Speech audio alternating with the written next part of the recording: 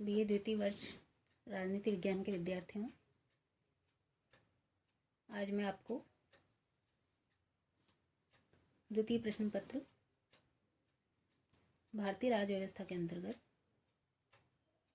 संघीय कार्यपालिका के प्रधान राष्ट्रपति के बारे में कार्य और शक्तियों के बारे में विस्तृत जानकारी देना चाहूँगी। भारतीय राष्ट्रपति को विभिन्न प्रकार के महत्वपूर्ण कार्य करने होते हैं और इसी कारण भारत के राष्ट्रपति को अनेक प्रकार की शक्तियाँ प्रदान की गई हैं। सुविधा के लिए हम राष्ट्रपति की समस्त शक्तियों को प्राथमिक रूप से दो भागों में बांट सकते हैं। पहला सामान्यकालीन शक्तियाँ और दूसरा संकटकालीन शक्तियाँ। सर्वप्रथम हम सामान्यकालीन शक्तियों की चर्चा करेंगे।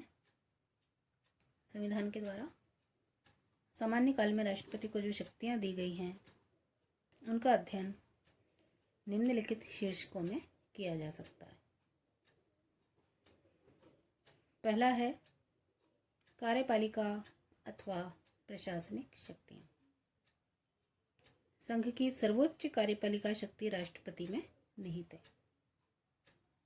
और इन शक्तियों का प्रयोग वह या तो स्वयं या अपने अधीनस्थ अधिकारियों द्वारा करा सकता है। संघ के सभी अधिकारी उसके अधीन हैं। उसकी इन शक्तियों में अनेक बातें आती हैं। शासन का समस्त कार्य राष्ट्रपति के नाम से होता है। अगर हम इस बिंदु की विस्तार से विवेचना करें तो संविधान के अनुच्छेद 53 के अनुसार संघ की कार्यपालिका शक्ति राष्ट्रपति में निहित होगी तथा वह इसका प्रयोग संविधान के अनुसार या तो स्वयं अथवा अपने अधीनस्थ कर्मचारियों द्वारा करेगा। इस प्रकार शासन का समस्त कार्य राष्ट्रपति के नाम से होगा और सरकार के समस्त महत्वपूर्ण निर्णय उसके माने जाएंगे। उसे संघीय शासन से संबंधित सभी मामलों में सूचना पाने का अधिकार है। प्रधानमंत्री के लिए आवश्यक है कि वे राष्ट्रपति को मंत्रिपरिषद के सभी निर्णयों और प्रशासन संबंधी सभी मामलों के विषय में सूचना दे जिनके बारे में राष्ट्रपति ऐसी सूचना मांगे।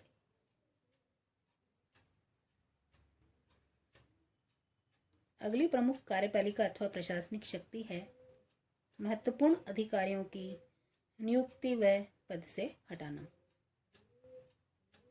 राष्ट्रपति भारतीय संघ के अनेक महत्वपूर्ण अधिकारियों की नियुक्ति करता है, जैसे प्रधानमंत्री, उसकी सलाह से अन्य मंत्री, राज्यों के राज्यपाल, उच्चतम न्यायालय और उच्च न्यायालयों के न्यायाधीश, महालेखा परीक्षक, संघीय लोक सेवा आयोग के अध्यक्ष एवं सदस्य और विदेशों में राजदूत इत्यादि।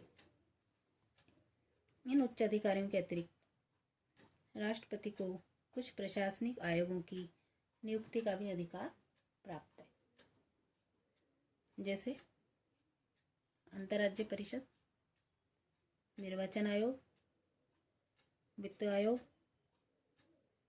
राजभाषा आयोग तथा पिछड़े वर्गों की दशा में सुधार संबंधी आयोग।